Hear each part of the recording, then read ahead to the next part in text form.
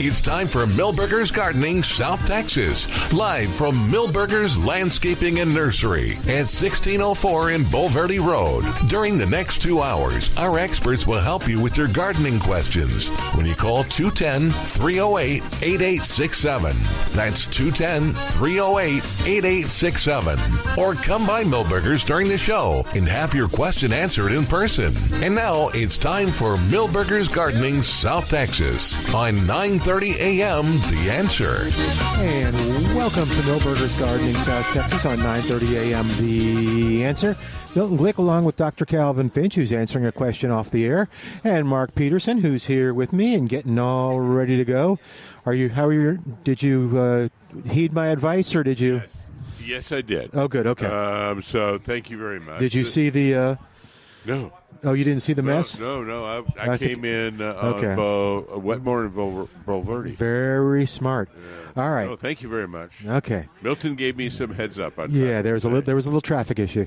All right. Well, 210-308-8867, or like so many people, your gardening peers, you can come on by and ask your gardening question in person. And, it's... just come on up and visit with us. It's nice. The nursery is absolutely gorgeous today. Lots of color. We've had the sun for a minute. Were we supposed to get rain last night? No. Okay, good, because we didn't. Well, it's like a 5% chance. Oh, okay. Well, I'm going to check the weather out again and see how we're doing. Has anything changed since we talked yesterday? No. I think Calvin actually had a better update yesterday. Oh, you think so? As, originally, it was like a Wednesday, Thursday, Friday, or Tuesday, Wednesday, and Friday. Yeah. Now it's only Wednesday that's predicted. No. Yeah. Tuesday night, 20% chance. This is the government site. Chance of showers Wednesday. Now it says on Wednesday, chance of precipitation is 70%. Yeah. So as I said, wow. they just combined all the 2 other days into one. Yeah. So it looks like it could be a rainy week, but that goes back to your May thing. When's the first day of May? Is that that's Thursday? Yeah. Okay. I think so. All right. Well, we'll take it at the end of April. We're not choosy. What Milton is mentioning is historically May has been our wettest month. What's that? May. Yeah, you said May was an inch and a quarter. No. Two and a quarter. 4.5. 4.5. Okay. 4.4, something like that. Okay. And we haven't been receiving those rains in the past 4 or 5 years. It's I remember we actually had 1/10 of an inch for the entire month of May. Yeah. A couple of years ago. So as compared to what we're supposed to get, 4.5. So what we're hoping is that we are going to come very close to the historic monthly average for April, and we hope that it continues on. There you go. Turning you up just a little bit. Yeah, I know. I had a little issue yesterday, but I did mention it. Okay. It was at the end of the show. All right. You had a good conversation going on there, Calvin. I didn't want to interrupt them and I don't know that they wanted to be on the air, but were you talking about fruit trees? The issue was several different kinds of citrus in containers. Okay. That are showing leaf curling. Which is... We're getting a lot of leaf curling questions. Yeah, well, Citrus quite often will show it, but generally not. Not all the species. That's kind of unusual. That all. I think it's probably in response to the rainfall, and so I advise that they just hesitate to give more water. Until the soil dries on the surface, and it's quite common to have that leaf curl, and usually they will adjust and grow through it. The one thing we don't want them to. Some people respond by watering more, which isn't always the best. Yeah, I think that's it. That seems to be that initial thing is to water more or fertilize. Yeah, and which is if it's well drained, both of those shouldn't hurt much. But if that curling is responding to to that rainfall situation we have, and the fact that all of the different species are responding the same way, that would indicate that it's probably a drainage and the water, rather than the individual species. So anyhow, I don't think it's something that's a long-term threat. But no, and I wonder if other people are experiencing the same thing with all the water. And maybe. I'm just curious on trees. Do they kind of do a defense mechanism? So, like, do they anticipate weather? Like, okay, we haven't had rain in a long time, therefore I'm going to kind of go into defensive mode, and then all of a sudden we get lots of rain, and they're like, whoa, wait, I just changed all my plans or chemistry or whatever. The answer is yes. Oh, okay. And then they will go, they rapidly adjust. Okay. So when the rains come, they rapidly make it 180 degrees. Oh, okay. So the sudden rains after a drought would cause the leaf curl, would not. If well, they would protect themselves, but if there was a drought, they would lose their leaves. Oh. And then suddenly put them on. Now, their containers were not huge containers. Mine are always like half whiskey barrels, right, and theirs are smaller. Now, if they had been in those containers for a long time, several years, then I would start worried a little bit about the root situation. But they'd only been in there, if I remember right, it was less than a year. So I didn't see that as a problem. Cool. All right, Ray's on the line. Got a mystery critter question. Ray, welcome to Milberger's Gardening, South Texas. What's happening? Who's this critter? What's happening? Well, actually, I'm not calling with a question. I'm just kind of calling to give everybody a heads up on this critter. I've seen him in my backyard before and looked it up years ago. But by the time I got back outside, found out how dangerous this thing is, it was gone. I didn't. But today I found two of them on my patio, looked them up, and they popped up on the TexasInvasive.org list. And let me just read you quickly, because this is important for the public out there, especially for kids and people that like to mess around with plants, which is all of us. This is called a black velvet leatherleaf slug. You may have heard of it. It looks just like a regular slug, like the white ones that you see out there, except it's solid black. It grows up to 3.5 inches in length. It has an inconspicuous tan stripe down the underside. It causes an abdominal disease in humans from a nematode parasite that it has, and it has an insatiable appetite because it's a threat to many kinds of grasses and plants. It tends to live underneath living or inanimate objects such as fallen trees, plants, and garden pots. Its native is from South America, Brazil, and Argentina. And they've actually, on the Texas invasive list, they got a map of Texas. My Lord, this thing is all over the place where they've had reports of it. It says, look for slugs after you bring in new plants, mulch, or other landscaping items onto your property. Disposal is strongly encouraged.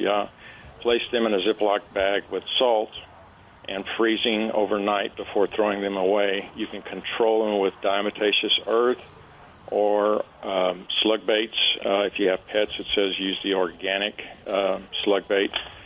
And there's and I'm going to email this lady. There's an email address to email photos, which I took some photos of it, to report it.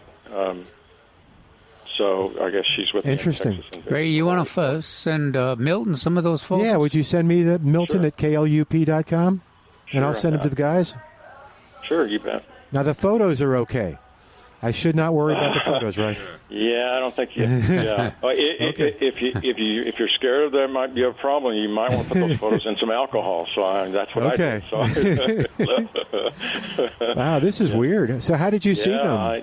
It's and I've seen them before, and I've thought, gosh, how weird these things are. They're solid black. You're used to seeing the regular old Texas slugs out there. Yeah. And so today, finally. I caught them in time to capture them and then look them up again. And I remembered when I saw them today, hey, there was something bad about these things. I remember seeing these out here a few years ago, and sure enough, here it is. So, yeah, I've been stung by there's a bug that causes a Chagas disease called the kissing bug. And luckily. When I was out cutting the grass, it was several of them. But I was tested, immediately. I went to the doctor the next day and tested, and I did not have the disease. So I was very, very lucky. And I was cutting the grass, man, just walking, and all of a sudden I felt a hard sting on my leg. And luckily I had a pair of long socks that came up all the way to the knee, and I think that's what saved me. And if you read how this particular kissing bug spreads its Chagas disease, and me having the sock on, you'll understand why. I'm not going to. Okay. I'm not going to speak about it over the radio. Thank you. Yeah, you know about it. Okay. I know of what you speak. So Okay. We'll just leave it at that. Well, apparently we have to leave it at that. Hey, Ray, thank you though. I'm looking forward to getting those pictures. Thanks for the call. Sure. Good job. I'll send them here. Hi, Ray. In just a minute. You bet. All right. Bye-bye. 210-308-8867. That's interesting. Yeah. Had you heard of the? No, I have not. Had you heard of the black velvet slug? I've been always more interested in the other non-native invasives. Oh, okay. The discustrum, the cranberry, the Bermuda grass, Johnson grass. I got you. Not so much the insects? Not so much the insects. Should we get Molly on the line and have her talk about this? We can try to get her. Okay. And Molly's got a new job now. Yes. Oh, does she? She's been raised to another level. Oh. Okay, she no longer county entomologist or whatever? She's still doing this. Okay. Something else. As far as what I understand, she's doing both jobs. Oh, okay. Do you remember what her title is for the new job? No. I'll look it up. Who told us about this? I heard it on the radio. It was David. I heard it from David. Yeah, that's right. I was listening to the other station the other day, and it was like last week. Well, I think it was David that told us on the... Maybe when he was here the other day, he told us that, Molly. Well, we'll have to check it out. All right. Who we're talking about? Because I don't listen to the other station. Oh, yeah. Well, I try to keep abreast. Molly Keck, the county entomologist and avid beekeeper. Integrated Pest Management Program Specialist? Yeah. Okay. That's what's up. Yeah. Oh, she keeps bees? Oh, yeah. Oh, that's cool. Yeah, she's a dedicated apiist. That's very cool. Yeah. I want to do that. I don't know if... Can you do it in the city? Yeah. Really? Yeah. Okay.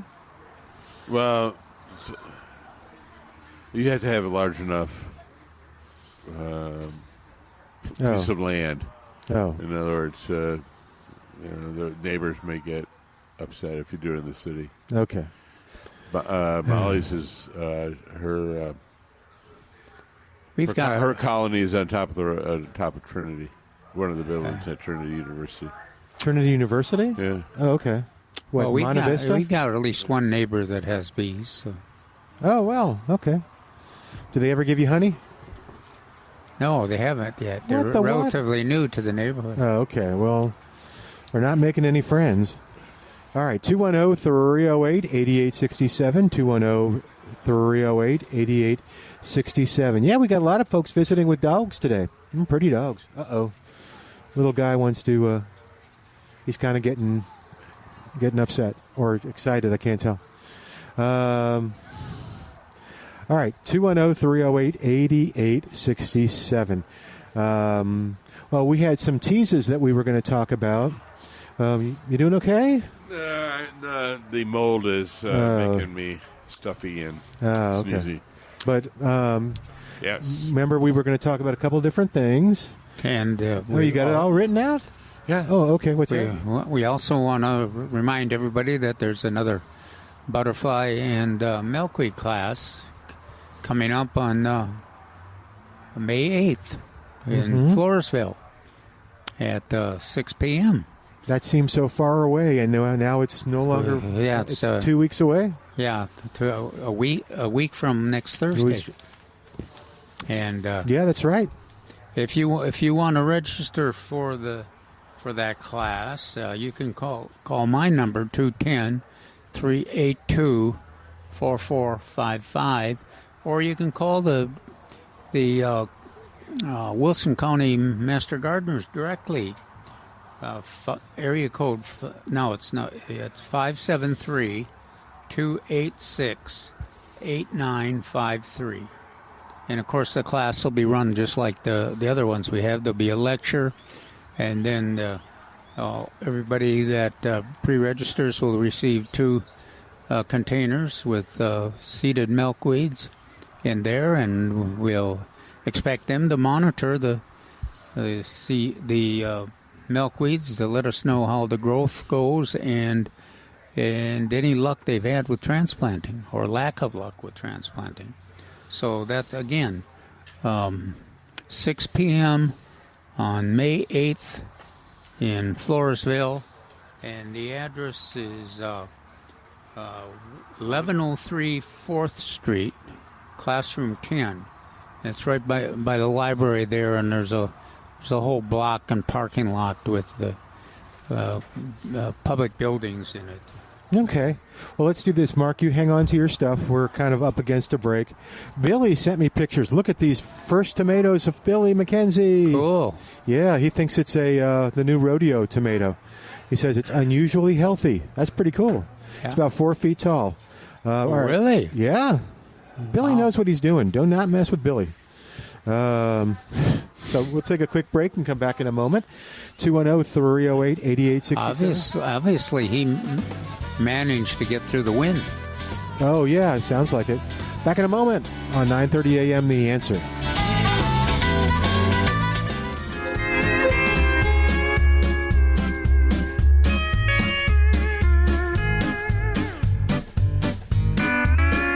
And welcome back to Milberger's Gardening, South Texas on 9:30 a.m. The Answer. The weekends are getting nice. It's the perfect day to get out there and do some grilling, or maybe you're going to make Mom a special dish of her favorite stuff. Maybe it's breakfast or maybe it's supper. It doesn't matter. You want to make the best for Mom and yourself, and that means going to Prusky's Market on Highway 87 in Atkins, Texas. You'll get the best beef, sausage. You'll get the best bacon, too. You'll get great chicken, poultry, rabbit, whatever Mom wants. Or if you don't know what to do, just go there and ask the butcher. You can actually talk to the butcher at Prusky's Market, which is really very cool. I had a really neat experience last time. I think I told you guys with the blueberry sausage called Little Eddie's. It's a blueberry maple sausage, and this is truly indicative of Prusky's. I'm at the register, and a customer is telling me about it and going, I mean, I didn't even ask. It was like I was just standing there. He goes, have you tried these yet? Oh, these are great. Go over there. Go over there. I'll hold your place. Get them right there. They're right by the Cool Whip. And so I went and got them, and we tried them here the other day, and they're good stuff. So it's a friendly place with great food, outstanding quality. You'll go back time and time again, and you'll absolutely enjoy Prusky's Market right there on Highway 87 between 410 and 1604. And you can find them online at pruskysmeatmarket.com. 210-308-8867 is our number. And Janice is on the line. Hi there, Janice. Welcome to Milberger's Gardening, South Texas. How you doing today? Good. I hope you guys can hear me. I'm standing in line at Luby's. Oh, we were just talking about Luby's yesterday. What you All getting? right. Here's my question. I come out this morning, and on one of my very old, big oak trees out in front of my house, Mark knows the trees, there is a glob of pink foam that looks like, that spray-on foam that you put to fill holes. Looks just like that, except it's a pale pink, and it's about the size of a fist. Say again now? It's like a frothy pink foam, but is it a little harder than a froth? Well, I didn't touch it. Oh. Well, how are you supposed to know that? So, what do you think it is? I think it's still what we thought earlier in the tree, but a different form. So I think it's slime flux. But a different type of one. Why is it's on a different tree, but it's one of the sisters out front. Yeah. No, but it's interesting that it would be right now. You would not these. What do you want to call them? Slime flux and wetwood are usually stress-related diseases. I don't think there's any stress going on. We had this rain, so that's interesting. Pink, huh? Pink froth or pink something. Well, like we always say here, a picture's worth 1,000 words. So if you can send a picture when you get a chance over to Milton. Mm-hmm. Yeah, just Milton at KLUP.com. Okay. Yeah, would you? Thank you. We'll see if we can figure. Bottom line, I'm not really worried about it. But I'm more interested in the intellectual value of it, what's going on. More interested in what? The intellectual value. I want to know what's going on. Yes. All right. Well, feel free to drive by and take a sample if you want. Okay. Hey, thanks, guys. what you getting at Luby's? Thank you. Bye-bye. Okay. Bye-bye. 210-308. I wanted to see if she was getting your kale salad or your liver and onions. 210-308-8867. Richard has a question at 210-308-8867. Richard, welcome to Milberger's Gardening, South Texas. Where are you calling from? Which restaurant in town? None. Just teasing, Richard. What's going on? Question. We can barely hear you, Richard. We got a mountain laurel from Milberger's about 7 years ago, and it did not bloom this spring. Wondering why. We didn't have much blooms either. Full sun? It is. And it bloomed last year. It did. I wouldn't be. I mean, there hasn't been a lot of blooms on it. Yeah, no. This year has not been a blooming year. Yeah. I would guess what, Mark, that those late freezes maybe had an impact on it. It could have been. It was a roller coaster ride that we had. Now, Richard, you haven't done any pruning on it, have you? Have not. Okay. Just a side note, we had Paul Cox had a neighbor who kept complaining why he never was getting any blooms off his mountain laurel. Paul noticed one day that he was pruning off all the seed pods. Now the flowers for the next year. I've seen a lot of I call them Sephora caterpillars, but they usually are late after the bloom period that they infect the tree. Yeah. But I think it is that Mark's right. It's a combination of those environmental issues that we've gone through. Although drought is usually not a Texas mountain laurel problem. No, but we have to remember that the flowers are set the previous summer and fall, so there may be an effect to that drought. And they are not the most cold tolerant plants that we've got in our landscapes either. And Richard, if it makes you feel any better, I've had people say, "Did the mountain laurels bloom yet?" And it's like, yeah, but very, very few. We didn't get a lot of them. I don't hardly remember any. Yeah. Yeah, mine had a few blooms, and I just expected everything to burst. Never did burst. They had just a few blooms, and that was it. Didn't see any more. So you're not alone. Yep.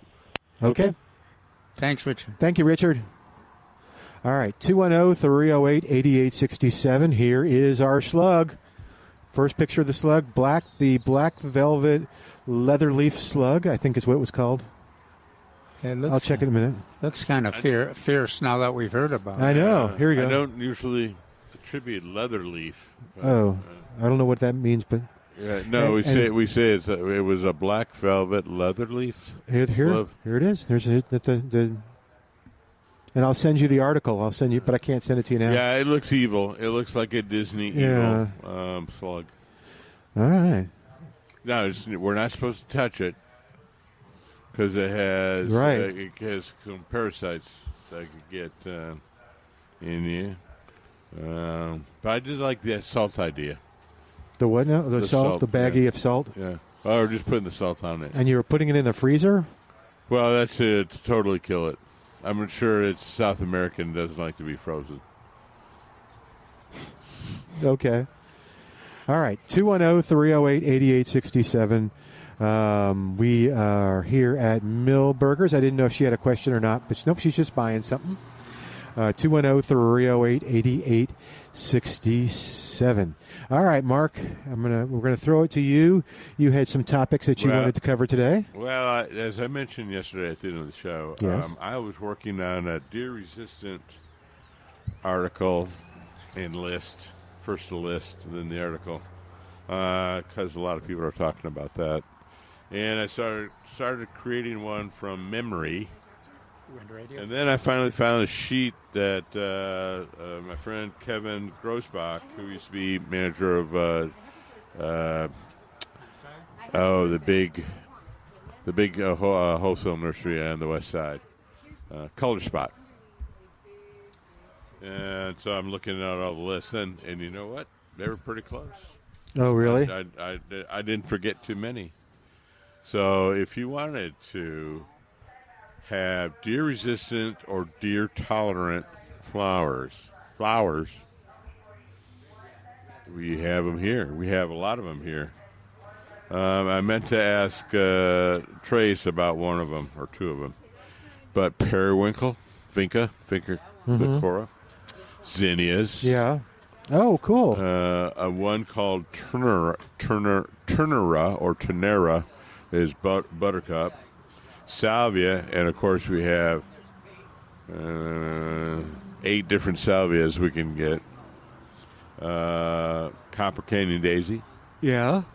And Mexican marigold, we have 2 of those. Rock rose, we have some of those. Damianita. Snake herb, yes. We're one of the few places that had snake herb. And bougainvillea. And what else? Let's see. They added, not fall aster. Society garlic. Okay. Firebush. I forgot about that one. And cup flower. Nuremberg. Okay. Anyway, these are all flowers that are deer resistant or deer tolerant. And then, of course, some of the shrubs, the yuccas, the hesperallo. Do you know what the hesperallo is? No. No, you weren't listening. You weren't listening yesterday. Oh. Bert from Charlotte. Oh. So that's red yucca. That's red yucca. Of course, junipers, hollies, Mexican oregano, Esperanza, cenizo, sumacs. All the different sumacs are all deer resistant. So when people ask me, says, "Oh, the deer are so bad, they're eating everything." Mm-hmm. I'm like, well, we have about 30 to 50 different plants we can recommend. Yeah. Let's look at those.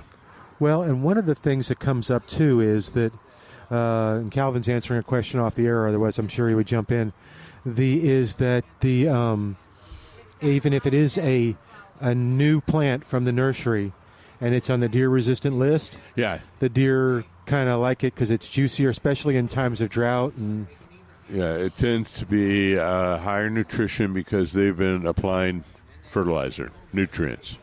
Right. And watering. So it's lush and tasty. So they're going, they're kind of seem to be going less after the plant and more after the lushness. Yes. Yeah. So what we recommend is and as soon as I was going to say it, I forgot it.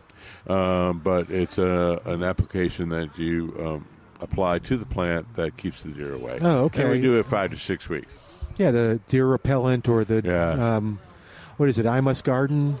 No, it's something about something be gone. Deer be gone? Deer be gone, but that's not right. Trace will correct us. Trace will come up. Is Trace fuming here mad. today? Yep, Trace is here. Oh, okay. I was going to say he was going to come all the way from his house and correct me. But we do have that. We just sell that here, and that's absolutely correct. These plants are coming from the wholesale nurseries or even here at Milberger's, so they keep them alive and take great care of them, of the plants. So you'll need to add a little something in a new area. Okay. However, once they get established, they should be very, very tear resistant. Mm-hmm. And a lot of these are drought tolerant as well. Yeah, that's true. Yeah, I think of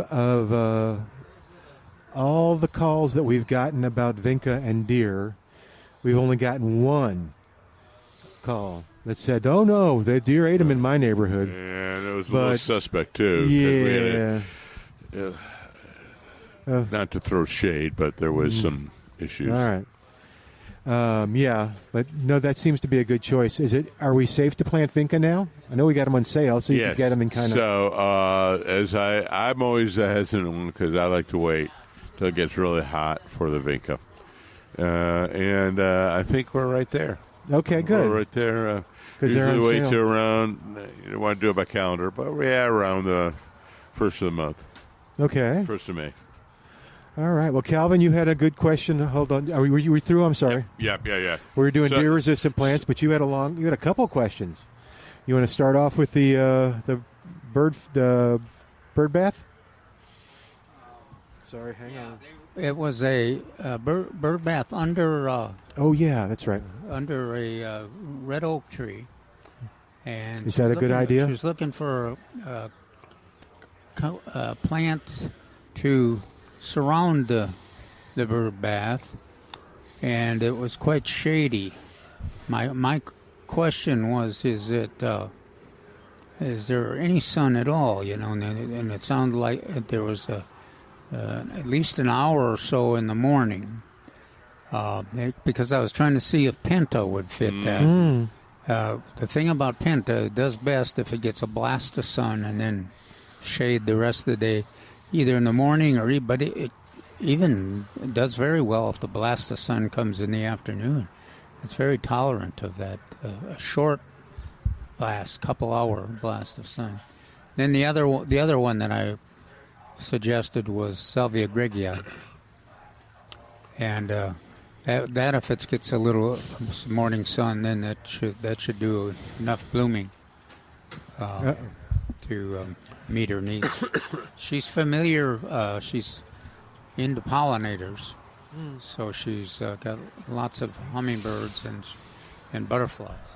Y'all know Milton's right sometimes, right? What? I Must Garden. Oh, was it? Yeah. It could. See, I told you. And the deer-resistant. Deer. There's liquid fence as well. Liquid fence is the one I'm thinking of. I like I Must Garden because they mask the horrible odor with something that's not so bad. Oh, okay. If you've ever walked by something sprayed with liquid fence, and it smells like sewer. Yeah, I have great luck with liquid fence. Hey, Trace, have you tried the I Must Garden? No, I don't. Why bother when liquid fence works so well? You may enjoy the smell. You may go, you know what? Tolerate better. I can't imagine buying a stinky pesticide, a stinky plant application to enjoy the smell. That seems a little contradictory. Okay, well, you do what you want to do. Trace and I are going. This is the man who loves acephate. Do you guys carry it with you so you can take a little sniff of it? No, because the deer aren't around much when I'm walking around at work or anything. Help now, me. Trace may be different. Help me, Trace, on this. One of the. I was trying to remember what one of the subtropical blooming plants, yellow flowers, that the deer don't eat. It's it grows quite often with the other ones like poinciana and but I can't think of the name. We have it here at the nursery quite often. A little later, usually in the fall. Subtropical. Yeah, let me look. Well, I call it in that same league with poinciana and well, then I would throw Esperanza. Esperanza in there as your yellow. Thrialis would be one. That's the one. Oh, there we go. That's not really subtropical. That's almost evergreen most winters. Almost. Yeah, almost. This Okay. this year, in some sites in the neighborhood it did that. But Well, the one we have by the fountain up there, it's only died down 3 years ago. Winter, every other winter it stays there and blooms. Oh. yeah, Well, that's a good plant, and the deer are even less likely to eat that than the other ones we've mentioned. What about yellow coneflower? Does that work? Do we get yellow coneflower? I was Yeah, looking. except it We doesn't. get coneflower, but most people want purple. Oh, okay. Oh. But I do have a Feel supplier. like I didn't even understand what it was. Yellow. I look at, I got one supplier that has like 40, 50 different varieties of coneflower Oh, okay. that are going to be available soon. But I can't imagine needing that many different colors of coneflower. Okay. I was just curious. But It obviously came up during my search. Tell me again what the name Thoralis. of that. Yeah, that comes up second in my search. Texas Gold Sundrops. Not familiar. But anyway. Well, Trace, you had a theoretical thing. Do you want to talk about your theories? On the availability this week, Okay. there was serrano peppers and What? pekin. So Hang on, Bev. it's got to show up first. Okay. Before I'll believe it, but theoretically they might be here this week. Very cool. Right after the Whoppers. I still don't see Whoppers. No. But I did text David. He needed to find out what's going on with the Whoppers because I was tired of answering Yeah. Calvin's I don't know when. Well, I drove my Beetle today because I figured if I had a vehicle that I couldn't haul much of a load in it, they would show up. It's kind of like in the rain, you know. So Yeah. Wednesday, Yes, yes, yes. theoretically, Theoretically. there will be some purple porterweed again. Oh, okay, Calvin. Take out your phone and put it on your calendar. Wednesday, call about. Oh, could you call Calvin? Can you call the 497? Well, I sent a picture to him the last time he I didn't know. show up. So I know. I'm trying to figure out Purple? yeah, purple. purple or blue. I can't remember which. Oh, It might be blue. It's the same one as I got last time. Okay, so it's the dwarf. That's the one. No. That's the one. It's not the No, dwarf. it's- The last one was the dwarf. Well, I don't think it's dwarf. It just listed as purple or blue. I can't remember which all one. right. it was. Are we gambling on whether this? Because 50 Cent says he'll still forget. I'll probably send him another picture, but he Okay. probably still won't show up. Okay. Maybe I'll call and just give him Calvin's number. I'll tell him, I'm Calvin. Can you call me when they come in? All right. Hey, we need to take a quick break, and then Bev has another deer-proof plant to give us. So, Bev, hang on. Back in a moment on 9:30 a.m. The Answer.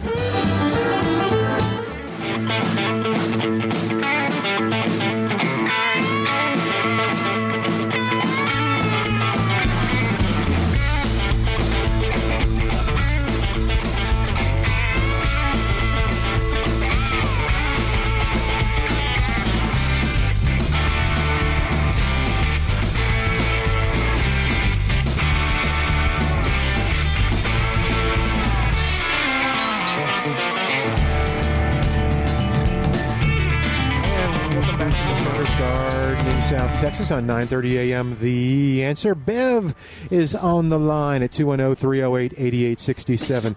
All right, we'll see if the guys agree with you, Bev. You have a deer-resistant plant to add. Is that correct? Well, no, it's.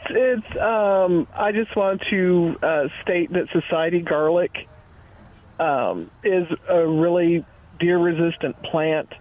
If you we had deer come and decimate everything. The only thing they didn't touch were the little boxwood shrubs and the Society garlic. They even tried to eat my jalapeno plant. Oh, my gosh. But they only took one bite out of it. I'm just going to say. That is typical deer. Oh. Yeah, so the jalapeno is somewhat resistant, but no, the Society garlic's a showy plant. It has a nice bloom on it and looks absolutely beautiful in like a grouping. So, yeah, I just want to testify that is, if you're looking for deer resistance, that is a plant to have. Oh, Calvin's agreeing with you. That's one plant that always makes me hungry when I walk by. Oh, really? It smells like... It just drives me crazy. I got to go have Italian food shortly after. Yes, it's not scentless. Well, what about tomatoes? But it's a beautiful plant. No, Tomato doesn't do that for me. Is it pretty? I'm trying to remember Society garlic. It's got a pretty. It has it's a purple. long- Right there. It's right. Yeah, Oh, I was We going had, to say. thin, we like a- had it on sale a couple weeks ago. Oh, okay. I kind of do remember It that looks now. like a little firework. It's really pretty. Yeah, exactly. Like a Okay. little purple. Mark, what was the Oh. other plant you were talking about? They quite often planted by the mailboxes. That's the deer don't eat it, and it's herb. Well, they don't do some of the basil. Oh, they don't do some of the herbs. The basil, oregano. Oregano. Yeah. Okay. Yeah, oregano. What about rosemary? Rosemary's another excellent one. And, rosemary fell out of favor back in 21 because that was one of the big ones to die. Like 99% of the prostrate rosemary took it on the chin, whereas the upright, the more shrubby one, it did okay. What was it? You were describing oregano, and you mentioned that it had some issue with it. Was it? It's not a disciplined grower or what? No, the mint is not disciplined, but they use oregano and thyme in various what do you call it? Driveways that may be not entirely cement or asphalt. It's kind of a checkered pattern, and they'll plant that in between, or on a patio, same thing. Mexican oregano would be one I would try. Right. Yeah, that's the one they grow. So there are certain oreganos. Yeah, there's a Corsican one that's small and tough. Mexican is another one. Mexican oregano is a bush. I put it under a bush. Almost salvia-ish looking. Yeah. But it's one that it's never gotten favor among the landscape architects, but I think Trace and I like it a lot. And it's very durable. And it does have these pretty lavender-looking flowers. I would have said pink, but colors are subjective. Yeah. Bev, That's Mexican oregano, which is not a true oregano. Since misery loves company, Bev, what did they eat? Well, when I moved in, they took my hibiscus, and I went back to the old house, and when I came back to the new house, it was sticks. Is hibiscus a favorite of the deer? Oh, gosh, yeah. Okay. It was for them. They use the blooms for garnishes for very fancy. So You put it behind their ears. if we would eat their it, antlers. if we would eat it, so would they. Okay. Yeah, they even ate my purple oxalis. I mean, they ate anything I put out, so... Well, Did you know that hibiscus blooms are like candy to iguanas? Candy to a what? An iguana. No, wow. Oh, I didn't know that. Iguanas love them. Are you sure you don't have an iguana problem? No, I'm sure I don't have one of those. Okay, just checking. I think most gardeners have a story like I tell where I was. This was when I first got to the house I'm living in now, and I was planting in the bed in our middle of the driveway, and I neglected to shut the gate when I went in to get a snack. And when I came back out, not only had the deer eaten the plants that I had planted, they had stripped everything in the flat, the plants that are left too. It was just there was nothing left. Taught me a lesson for sure. Close the gate. Is that what the lesson? For sure. Okay. All right. All right. Thanks, Bev. You're welcome. Bye. All right. Bye-bye. 210-308-8867. 210-308-8867. How do deer feel about okra? That was a segue for you to mention that you have okra. So we do have okra. Ah, okay. We got the only flats of already growing Oscar okra in the state. Ooh. And that's David's favorite okra. Doesn't get 2 stories tall kind of okra. Supposedly, he says that you can allow it to get a little bit bigger. Because you know how okra gets tough when it gets big? So this one you can allow to get a little bit bigger than normal before it gets tough. Yeah, that's right. You can leave it on the plant much longer than the other varieties. No, this way. and it doesn't get real stiff. It's a wonderful. Yeah, I think it's a wonderful. I agree with Dave. I'd plant one for my wife, but I don't like the way okra tastes. Oh, okay. So, yeah, then there's not much point. No. Oh, hey, are strawberries kind of giving up now? Mine got covered up by the cucumber. Well, that's why it's given up. Okay, is that why? Okay, I moved it. So, you think it'll come back? So, in lots of places, strawberries are grown for 2 years. Ooh. But here, generally, the summer takes its toll on it, where you should just discard, buy another one in the fall. Okay. But we don't sell them this time of year, do we? No, because it wouldn't be time to plant one. Yeah, okay. Strawberries really ought to be planted in the fall. Fall and then... Or early spring. Or you buy a big one in the spring. Okay. Can I do the opposite and protect it during the summer and be a cheapskate? And you shouldn't. Okay. My poinsettias are looking nice, though. I know that you wanted to know. Oh, yeah, that's top of my list. Was that worrying you? Yeah. Okay. I have a live one on my back porch, too. Oh, do you? Yes. Oh, good for you. No, not for me. Oh, okay. I told her to throw it away. She said, no. No, I agree. How are your tomatoes doing? I've got blooms all over them, but I don't recall seeing any fruit. Really? Even your Ruby Crush? My Ruby Crush is crushed. Oh. No, actually that's the one. No, the Ruby Crushes are going good. It's the they're crushing it. The Dwarf Cherry Surprise, not so good. Is that the 968? Yes. Oh, yeah. Mine are. Do you think it's a fraction of the size of the Ruby Crushes? Do you think that'll change? I don't know. Last year I had that volunteer that it didn't outproduce the Ruby Crushes, but it tried. But it was much further along than this one. And this one was a volunteer, wasn't it, that you have? Okay. Yeah, it's wonderful if you can have both of those varieties. The tastes are great. Both of them are great, but they're different. It's nice. Yeah. We didn't appreciate it back, when was that, 5 or 6 years ago when we had both varieties. Yeah, I appreciated it. But yeah, the 968s it's a tough little tomato, too. I mean, I know somebody, a friend of mine, abused his, and just didn't water it and stuff, and it wilted, and then you water it again, it jumped back up. It didn't help it any, but it just surprised me how. So your wife was your friend about 5 years ago, right? Is that who it is? No, it was me. I'm like, Lord, you should have just blamed it on her.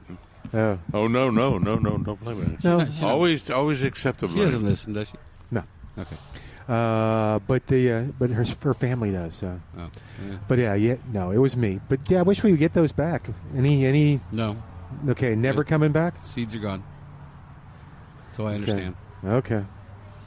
How does that happen? Well, we've explained this, but it's competitive. There's a few seed producers, and they want to be ahead of the list, and. But it would seem like that right. I get that part. The commercial we're can only a very small fraction of the market. Well, but why wouldn't GVST or Master Gardener say, okay, this is a popular? They are also a very small fraction of the market. But they would do it for themselves. In other words, they would. They are. Well, we do. We had that one. Yeah, where'd you get? That's where we got our seeds. No, we got those from Greg. But no, I just meant that they would do. I see these heirloom seed things and seed collections and. Yeah. Gosh, you have to have that could be a full-time job. Oh, okay. Because there's a whole list of tomatoes that people love that are no longer available. All right. 210-308-8867. We had a picture of one of the gardeners sent in a picture. Oh, did you want to see the slug? Of the rodeo tomato. Oh. That's about Billy. Tennis ball size. Yeah, I'll show you that. But yeah. I was told not to get any large growing tomatoes anymore ever again. Were you here for the slug conversation? No. Oh, okay. That's why I put my glasses on. Look out for these slugs. Okay, what's wrong with him? Gosh, where do you Poisonous. start? Poisonous, diseases. Voracious. Yeah. Voracious. I don't think I'd eat one. So. Well, no, I think just apparently touching it or something. So that's what I will send you the article. Where was it found? He found two of them in his yard, and they're going all through Texas. Interesting. It is interesting. We should. I haven't heard about it, so yeah. If we think about it, we'll call him Molly. Call it Molly. Yeah. Yeah. We'll think about it. All righty. Well, let's take a quick break and come back in a moment. 210-308-8867. 210-308-8867. We have more Milberger's Gardening South Texas coming up. And Trace, maybe when you come back up, and did you order anything that you're excited about? Oh, okay.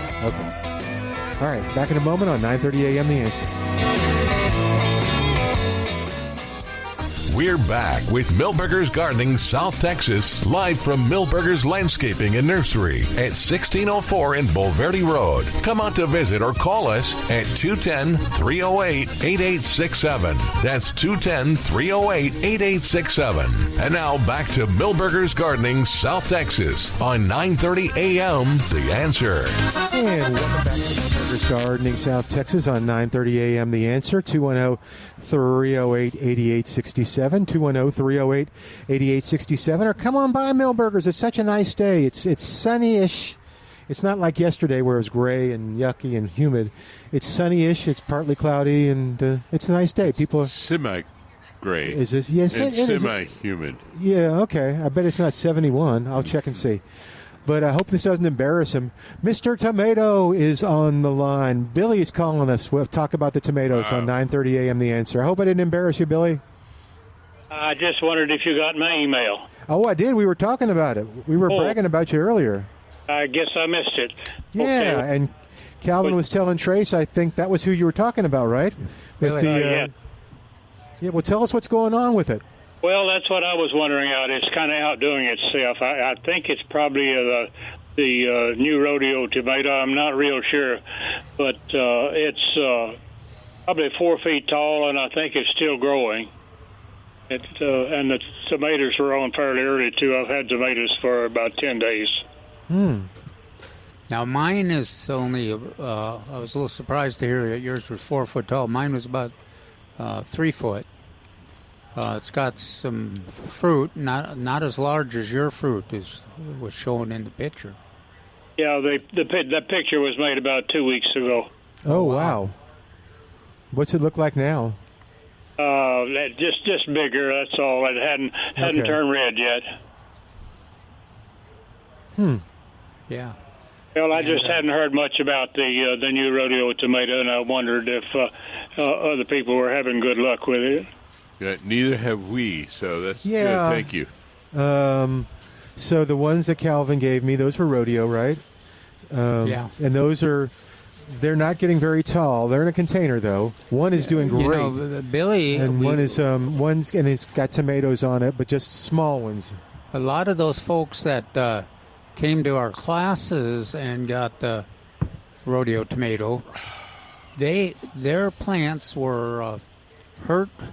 There was a combination that a lot of that temperatures below 40 degrees after the classes, and then the other thing was those winds. Mine's in a container too. Yeah, one of the reasons mine, I believe, is shorter, is they went through the winds. Quite a bit of damage from the winds. Although then that's all, Tycoon, even Ruby Crush were affected.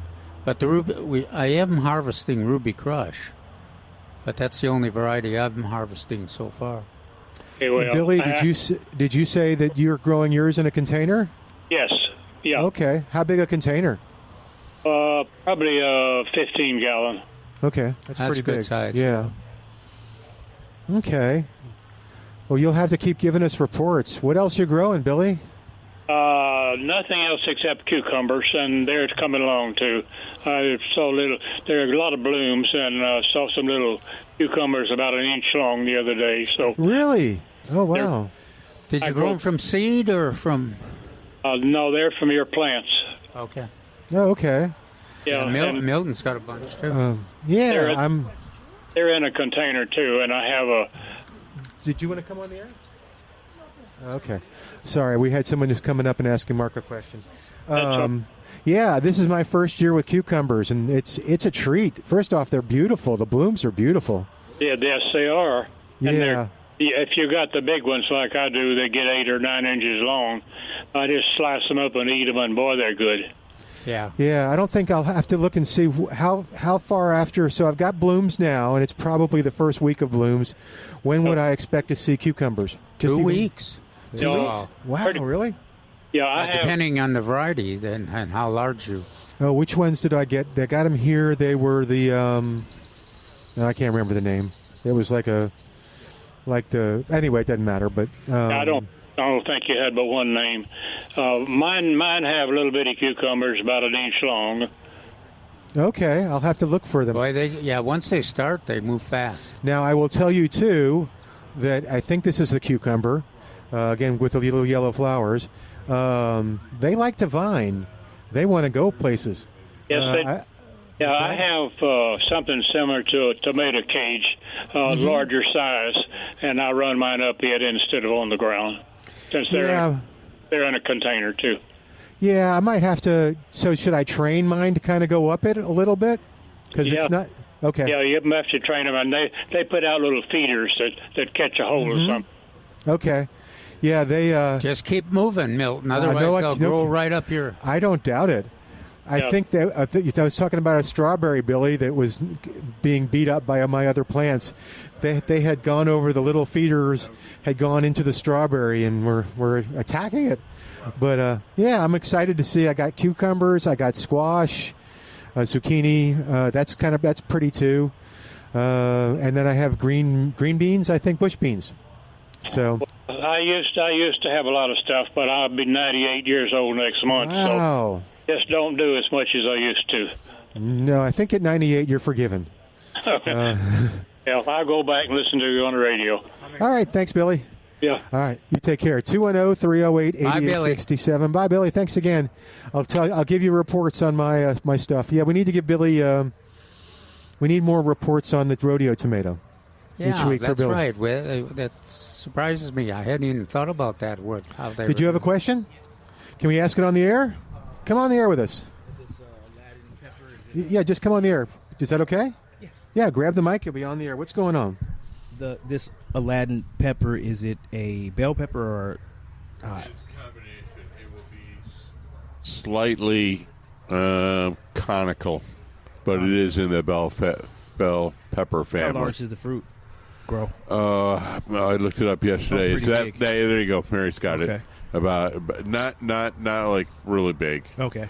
It's the one they stuff a lot, right? Is that right? So I think it's kind of a combination of Bell and Anaheim. So it's kind of conical. Yeah. It's not spicy. It's more sweet. No, it's not spicy. Okay.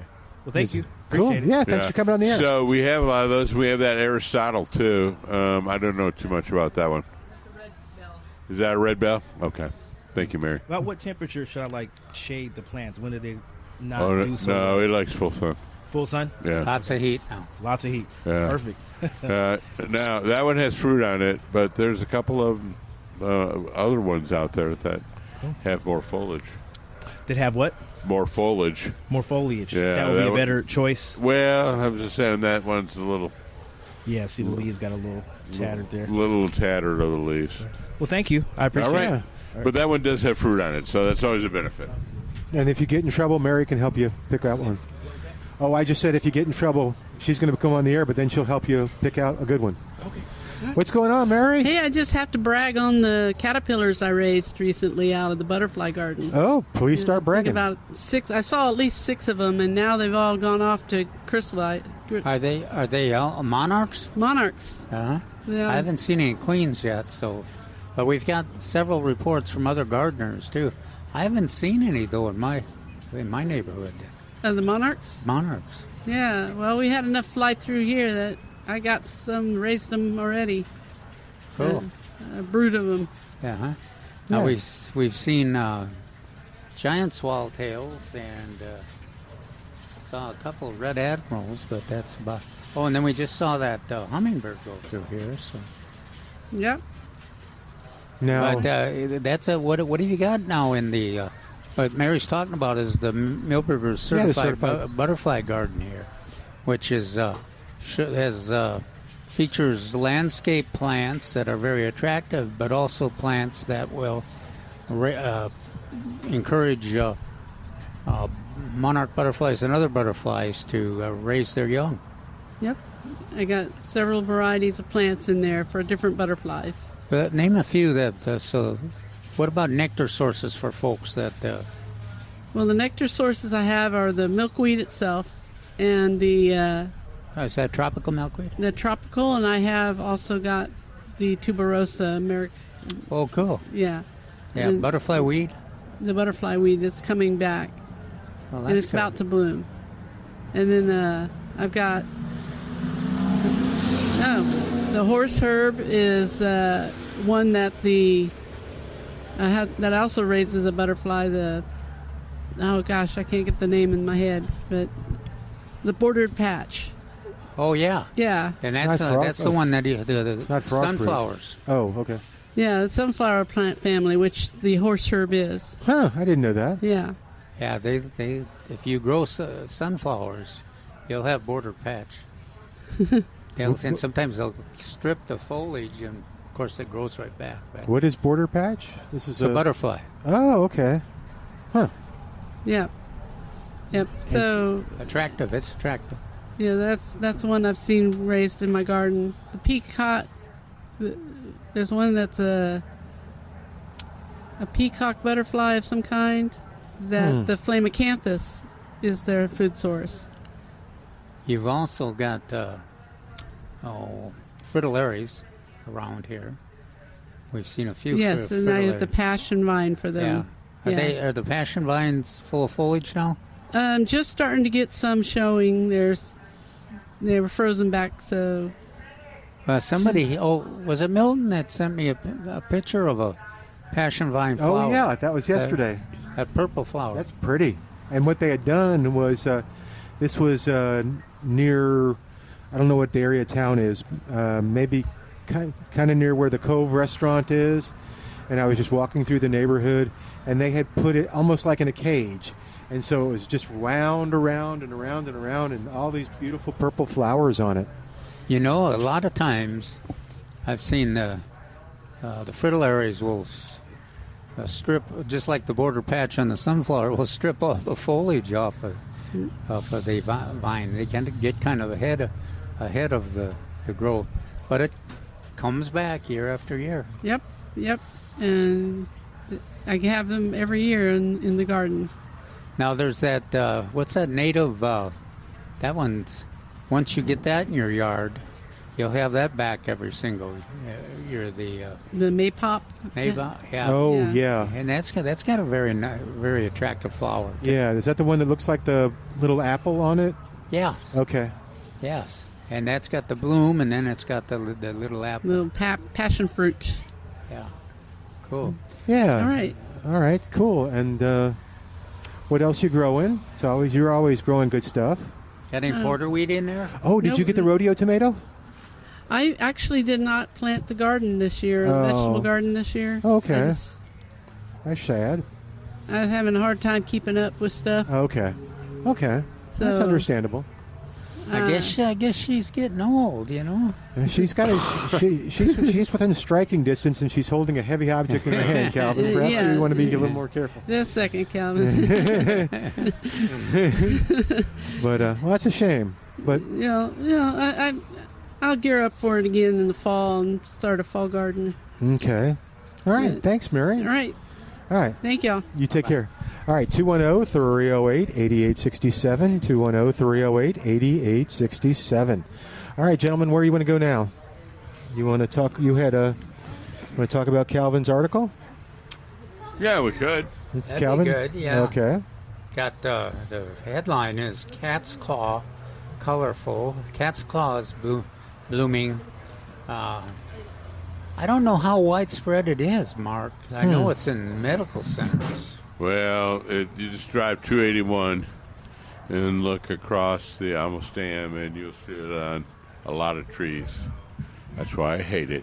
Yeah, it has it grows. It'll grow across the lawn even, and it'll grow on buildings, and The worst thing, though, it does is it grows up on, like live oak trees, and will grow fast and will actually shade the whole tree, so it's a real threat. And the vine gets to embedded in the bark, so it's best if you take it. But the blooms are beautiful yellow right now, but I don't know. Don't encourage people. They're not worth it. And most gardeners describe the thorns as sticky rather than sharp. It's think of some like a fine,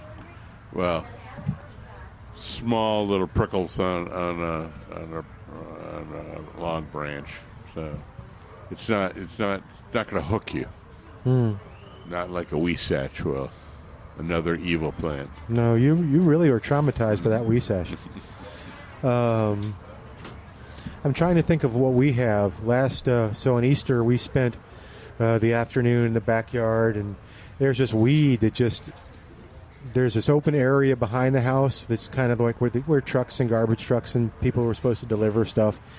And there is this thick weed. I mean, it's about nickel size, maybe even quarter size, and it's up on the power wires, it's up on everything, and yeah, it was... It's not wisteria. No, I think it has a yellow bloom. Really? Oh, yeah. It could be. It could be the evil. Oh, what's that? Wisteria? The one limitation on that... Cat's claw I think is small bloom, right? Yeah. Oh, the cat's claw? Yeah. No, more like $50. It could be that then. Huh. Yeah. Yeah, and it'll go up the telephone lines, utility lines. But I usually don't see it with a thick. No, I think what you described like that, like a pinky diameter.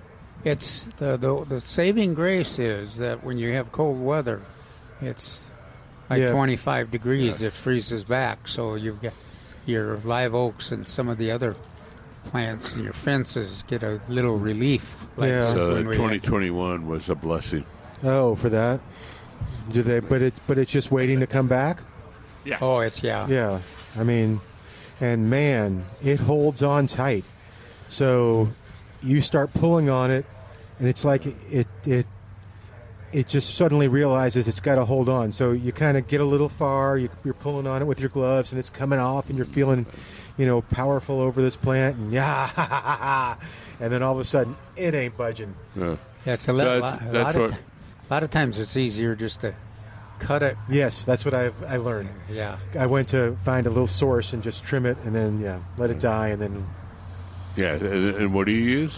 Cut vine and stump killer. There you go. Now you got to be a little careful on that cut vine stump killer with that. You got to make sure you pull that. Well, I guess on those big oak trees. On the big oaks, it's not good. We're not going to have any flashing of the non-target species. You know it works pretty well with if you've got it on a fence where.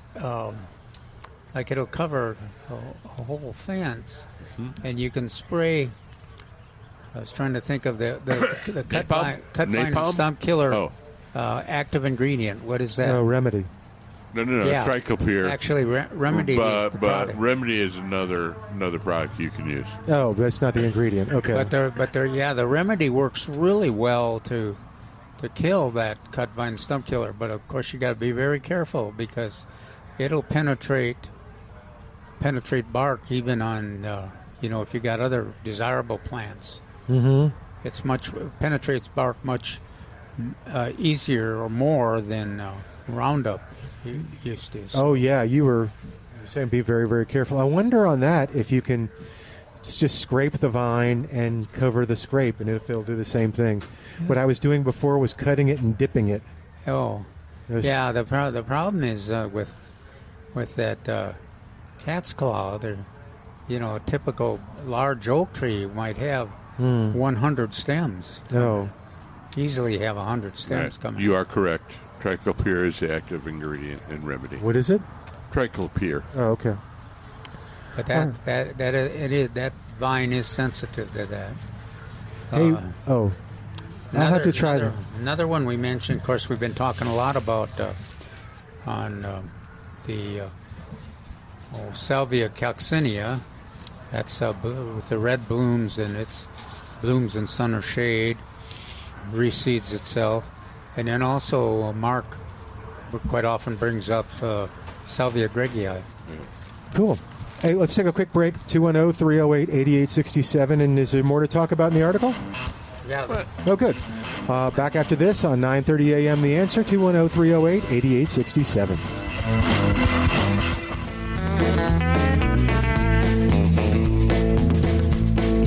And welcome back to Milberger's Gardening South Texas on 9:30 a.m. The Answer, 210-308-8867, 210-308-8867. All right, Calvin, you were talking a little bit about your article yesterday. Where is this article? In the Express News. Okay. And it's Saturday version, and I guess it also appears on the Sunday version if you buy it in the store. Does have one error in there. Oh, no. Primrose jasmine. I don't know where they got this information. That for the photo, it says it's blooms from spring till winter. It really doesn't. No. It blooms now, but just for a short period. I wouldn't even say now. I would have said last month. No, or even the month before. It's still blooming some in our neighborhood. Not here. Yeah. And but to come around to what I was talking about earlier, it is deer resistant. Boy, I'll say. And I was pretty drought and cold resistant until the last few years. It did not fare as well as I expected it. And did get freeze back, so it is recovering in a lot of places. But it's used as a relatively tall ground cover in a lot of places to fill in a lot of space that where there's a lot of deer, and attract the foliage. And if you plant it as a specimen, it's mounding kind of growth. But a lot of people will plant them every 10 feet, and it'll be solid. So about 30 years ago at the zoo, they had one planted up by the lions, which I'm sure is not lions anymore, on the top of about a 25-foot cliff, and it cascaded down all the way to like head height, and it was shade for a bench. Oh. So you could sit under the bench, and you were underneath the primrose jasmine. That's pretty cool. Yeah, it grows in sun or shade, too. It's good. It's a good plant. And what else? Well, Salvia gregii, of course. That's a good choice. Does pretty well in blooming even in the shade, but lots of choices on colors. What do we have? We got red and pink and white here now still? Probably purple. We got a slew of different salvias. Now we quite often will have that bicolor. I think the red and white. I think we have hot lips. Yes, hot lips. Hot lips. That's what it is. So that's a good choice too, and the deer don't seem to eat it. And then of course I mentioned blue curl. That's blooming in a lot of places. Wonderful nectar source. Attracts all the pollinators. Hard to find. If you know somebody that's growing it though, a gardener, just get some seed. The seed. Hey, don't we all know somebody who's growing it? Yeah. Where's my seed? Well, if you actually want some, I'll get you some. Sure, I'll try anything once. Okay. And it goes in sun or shade, attractive. Now, I think I mentioned that it's blue. It's blue curl, and the flower has kind of that blue curly shape. And I mentioned that some people will describe it as kind of a snail or slug shape. But now that I've seen that black slug, I'm not going to say that anymore. No. Yeah. I still think that's AI generated. Okay. No, it's a nice color, though. And it also fills that gap. Like now the mistflowers is blooming and the zinnias are blooming, but a little earlier, a few weeks ago, the blue curl was meeting the needs of the porterweed, if you were lucky enough to have it, meet the needs of the pollinators, including the monarchs. That was good. Well, yeah, I'll say it, yeah. Or Pete beat him. Milberger's had 225 plant shipments that lasted about a 25 weekend. seconds. Apparently, you've done too good a job talking about it. Oh, it's a neat plant too. All right. Theoretically Wednesday. 210-308-8867, and you can call and put your name on the list. That's 210-497-3760. You'll get a phone call before Calvin. Yep. So, let's see. What else we should start seeing coming in now that we're kind of getting into May? So we're kind of at the beginning of summer for South Texas, yes? Still, Vincas and... Vincas. Vincas in quantity. Okay. Purslane should be starting to show up in a decent quantity pretty soon. Okay. I've been able to get a little bit here and there, like in hanging baskets, but soon we should get 4-inch. And do you still... you still have a lot of those, so that's good. Talk about that again. So this week special is rock purslane. Mm-hmm. And as you Googled this great information yesterday, it is edible and it has lots of iron and other things that you do need. But I think it's cool. It looks like a sedum to me, like autumn joy sedum. Yeah, it's very attractive foliage. Yeah. And the bloom comes up and waves around kind of like a whirling butterfly, or for that matter, even one of the dwarf red yuccas, and just kind of flops around in the wind. Yeah, so we've got those, and that's again, what's it called again? Rock purslane. Rock purslane. We still have a lot of tropical milkweed, but Trace, do we expect any of the butterfly weed, the other... Not this week. That's as good as I can tell you. It's on an order, though. No. The industry doesn't work like that. So every week is a new challenge. So we'll watch for that, the butterfly weed. I'll text you when we get it. Cool. All right. 210-308-8867, 210-308-8867. What are some things that people should be doing now in the garden? We talked about the plants, but I always regret when someone calls up and they say, okay, this is happening. It's like, well, you should have taken care of that 2 months ago. Well, so I don't have this problem because I grow all my veggies in pots. But Bermuda grass would be starting to invade the vegetable garden. Oh. And we do have a product for that. Okay. I believe it's called Over the Top. Okay. And it's designed to kill grasses, and it's vegetable approved. Oh, okay. So the carrots said yes. Yeah, that's apparently... Never mind. Bad joke. Okay. Well, the carrots are picky. You know, they want to have their way. So, but we talk about that a lot. The Bermuda apparently invades vegetable gardens, St. Augustine, invades... It goes wherever you don't want it. Yeah, pretty much. Sounds like it. And it grows much better in the garden that you don't want it than it does on the lawn sometimes.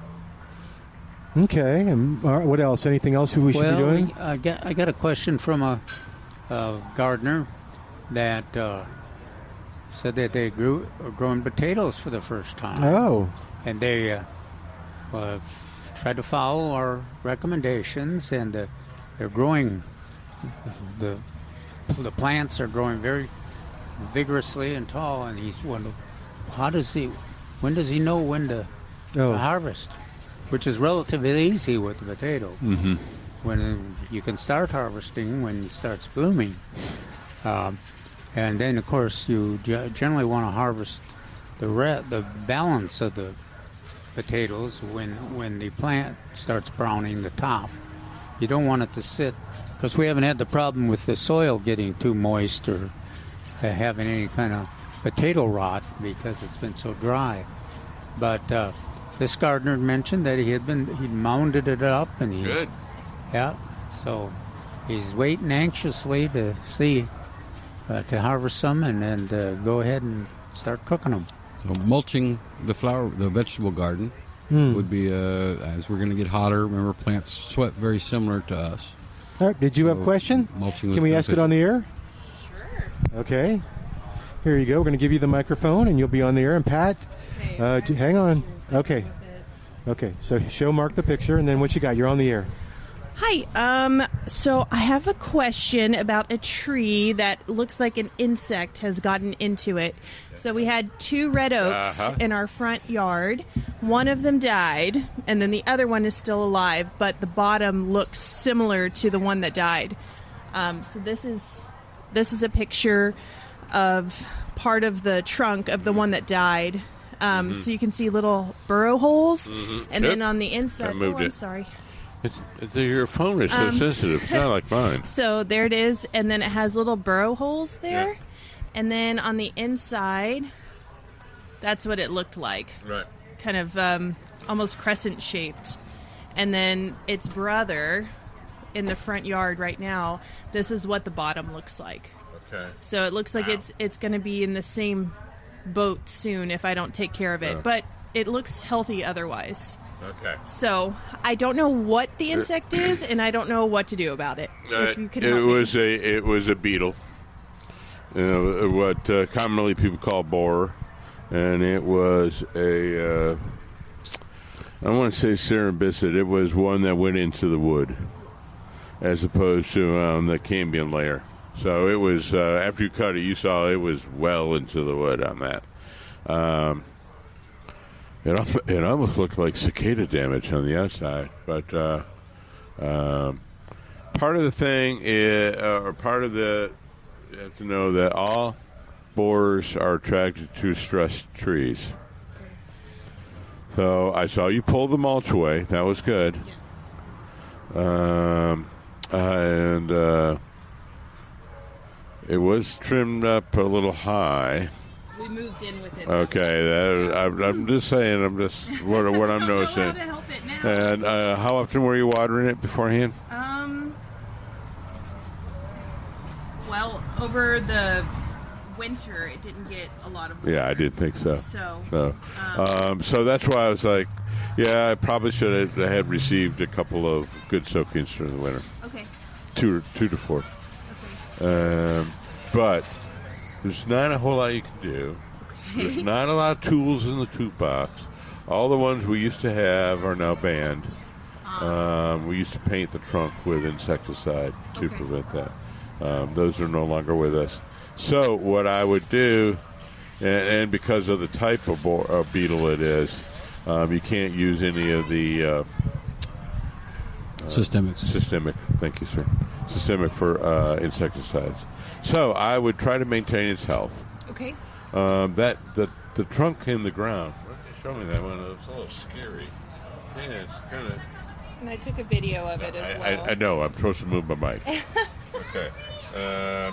Yeah. So it's almost as if somebody had damaged it while planting or thereafter. So you see it's all chunky on the bottom on that? Yes. So let's get some growth going on it, and it will recover, but it will take a long time. Okay.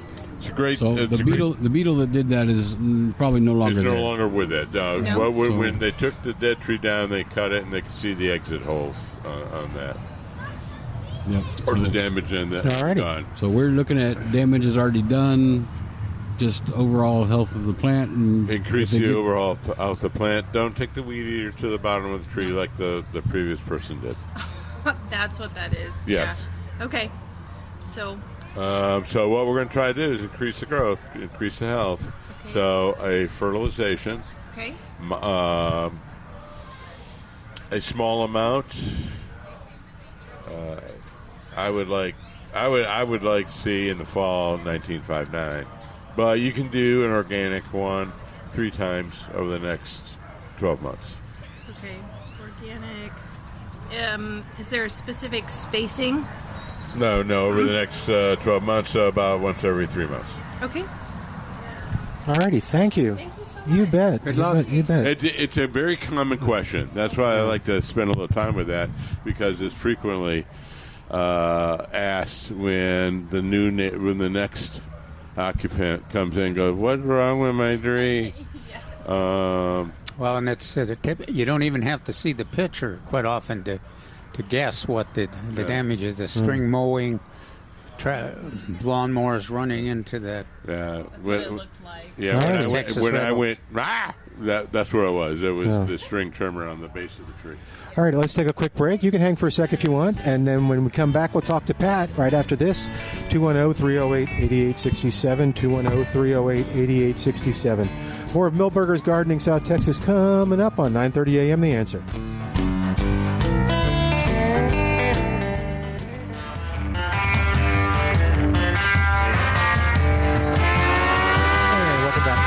Gardening South Texas on 9:30 a.m. The Answer. Call and be a part of the show. Pat's going to show you how now, because he's called us at 210-308-8867, 210-308-8867. Hey, Pat, welcome to Milberger's Gardening South Texas. What you doing?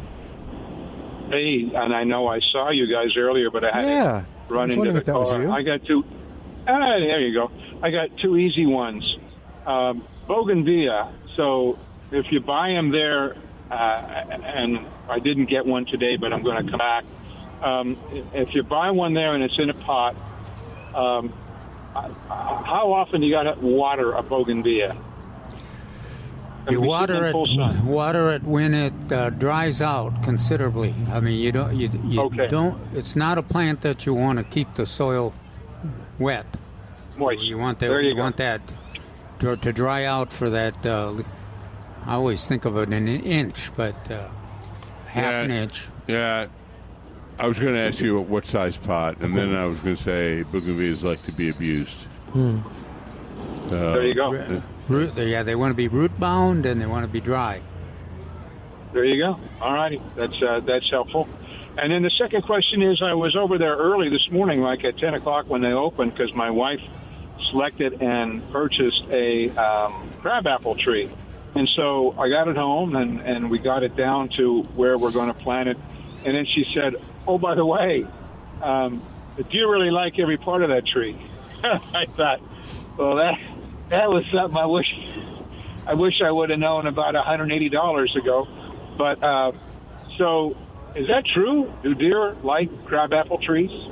Absolutely. They love fruits Fruits like apples are in the rose family, and they like anything in the rose family. Yeah. As a general rule. Well, have you planted it yet, or have the deer started eating it? No, I literally picked it up at 10 o'clock this morning, and I obviously didn't plant it. After I picked my jaw up, after she told me that about an hour after I got home, I thought, you might want to see if you can bring it back if that's in a deer, because it's going to be impossible to protect it unless it's in a fence. There you go. I thought he said. And I can do it. I can put it in a fenced area, but it's not my first choice. All righty. That's all the news that's fit the print for today. I appreciate the thank you, Pat. Appreciate the candor. Cool. Have a good day, gentlemen. You take care. Bye-bye. Thanks for waiting, Pat. All right. 210-308-8867. Janice, are you on the line? I did get your pictures, and I'll share them. Are you there? Fine. Yes, I am. Okay, cool. All right. You remember Janice had the tell us what you had. It was kind of a pink, fuzzy foam stuff. Yeah. Okay. So I am going to take picture number 1 and show it to Mark, and then I'll show it to Calvin. Okay, Mark is really looking at it. Can't see it. If he gets any closer to it, then okay. Here we go. And do you have some ideas already? Here you go, Calvin. I'll show you. Yeah, and they're both looking at it. Well, Mark has already looked at it. But yeah, do you need to see any of the other pictures? Okay. No, there were others? Yeah. Okay, hold on. Well, Janice? they're basically the same thing. Are they basically the same? Just from a different perspective. All right. And not, it's very pink, though. It's no, it's kind of a... Oh, okay. Here's the other picture, and it looks the same. Okay, so what do you think, guys? I think Mark's original diagnosis is... Well, what was your original diagnosis? I think it's slime flux. Oh. Wetwood. Or wetwood.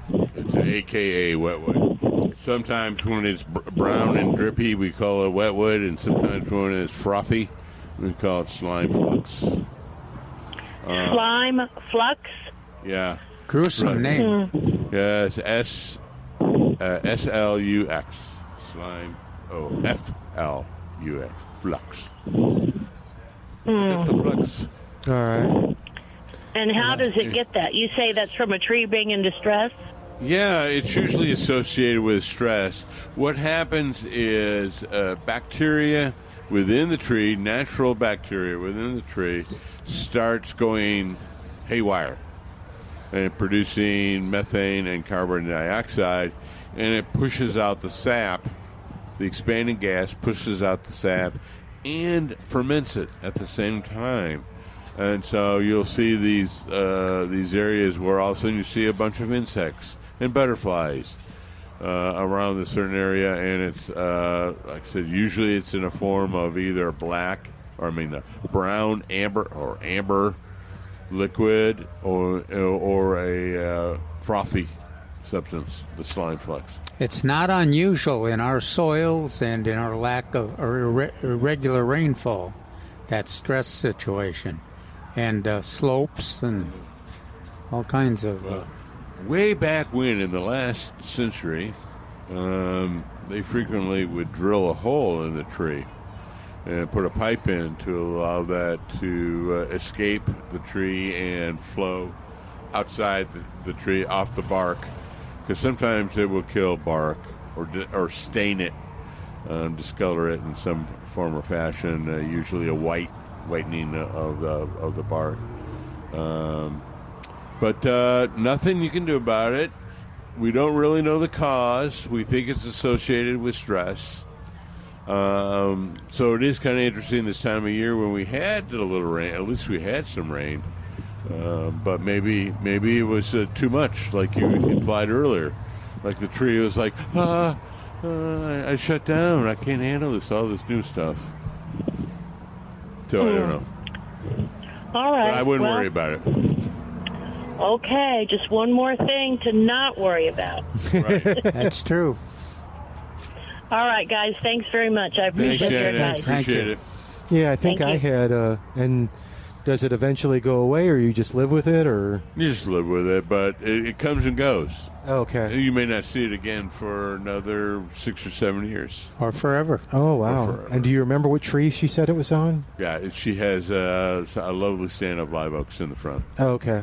We worked on it recently. Back in January, we worked on reducing the weight on one of the trees that was over her garage. And then she has some very large live oaks, and we took some deadwood out and raised the canopy. Did some little stuff. Okay. They're really big and majestic. I really don't want to go into there and remove any more than they have. Very cool. How old do you think they are? Oh, somewhere around 160, 180. Wow. Well, that's pretty cool. Does she know that they're between 160 and 180? Yeah. Okay. Hey, speaking of plants, and then I'm going to throw it back to Mark for a second. Don't forget, on May 10th, David Rodriguez will be here speaking at one of the free workshops on planting landscape color plants and water-saving tips. David does a good job. It's from 10 to 11:30. It's absolutely free. You don't have to sign up. You don't have to do anything. You just show up Saturday the 10th at 10 o'clock. And bring a notepad and pen, and David answers lots of questions. So check it out at milbergernursery.com to find out more. And Mark, we mentioned some things that people should be doing, like around the garden. Is there anything they should be doing for trees right now? Not so much for trees. Let's keep hoping for rain. Okay. May and June are the most important months of a tree's life. They need to make those carbohydrates from photosynthesis, and so they need to have that water in the tree. And flowing. They'll open the stomates for the carbon dioxide to let it in, and unfortunately, the water flows out at the same time. So we need well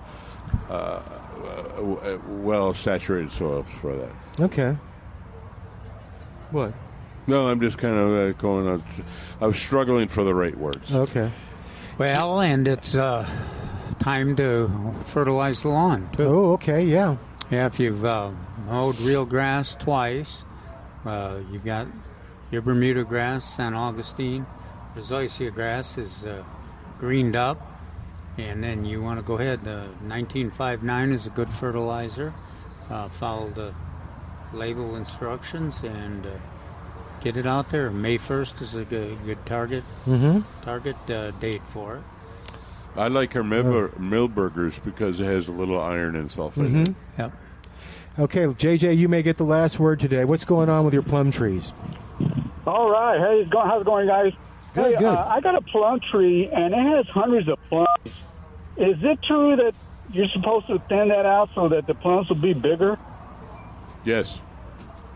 What kind of plum is it? Yeah, that's the next question. Answer your question, yes. Probably a Methley, I guess. It's been years since I bought it. Methley. Oh, Methley? Oh. Yeah. I don't. Is it been loaded in the past with fruit? Yeah, it's always loaded, but the plums aren't very big. Yeah. I mean, they're big enough to eat, but it's just they're not the size of the HEB plums. Yeah. We're not as inclined to thin them plums as we are peaches or some of the others, but you might experiment with it this year and just see if you can get some more size out of it. Steel yourself, sir, and go in there and take about 20 to 25% off. Okay. Hey, and when it does, like when it rains, and should I direct the water towards the tree, or would that be too much water? To the tree trunk or to the tree? Uh-huh. Yeah, to the tree trunk. No, I don't want you to do it on the tree trunk. It might get too much water? If there's a little bowl that's 3 to 4 feet wide diameter, that would be nice to hold the water in. All righty. Okay. All right. The key area is that drip line out there on the edge of the branches. Okay. All right. Thanks a lot, Calvin, and you guys. Thank you, JJ. Bye-bye. All right. You have a good week. All right, 210-308-8867. Got a couple minutes left. But I will say, I'm interested in milkweed, and I know you've had the classes here in town, but I live in Guadalupe County, Wilson County? Wilson County? Wilson County, yeah. Why won't you do anything for me? Who will speak for me? Well, we've done that just special for you. Is that right? Oh, yeah, good. Okay. On the 8th of May at 6 p.m. in Floresville, at the right by the library, classroom 10, is we're going to have that class. And if you want to reserve a spot, you can give me a call, 210-382-4455, or you can just show up. That's May 8th at 6 p.m. And everybody that pre-registers, gives me a call, will get 2 free containers of milkweed seed. At least one of them will be germinated probably, and the other one will just be newly seeded. So it'll be, we'll talk about monarch butterflies and other butterflies, and we'll talk about the challenge of getting them enough nectar, and also the challenge that they require milkweed to lay their eggs and have caterpillars. Yep. So it's sponsored by the new Master Gardener chapter in Milton. That'll be cool. Yeah. Out there in Wilson County. All righty. And our friends at the Wilson County News, who we've worked with for years and years. No, that'll be really good. All righty, we are going to get ready to say goodbye for today, but we're back here next Saturday, and we'll tell you more. So hopefully next Saturday we're talking about all the rain we got, with that 70% chance on Wednesday? Okay. So let's hope for that. Keep hope and praying. Yep. All righty. We'll say goodbye for today on behalf of the guys. Thanks to Al for doing a great job, and thanks to you for listening. I'm Milton Glueck. This is Milberger's Gardening, South Texas on 9:30 a.m. The Answer.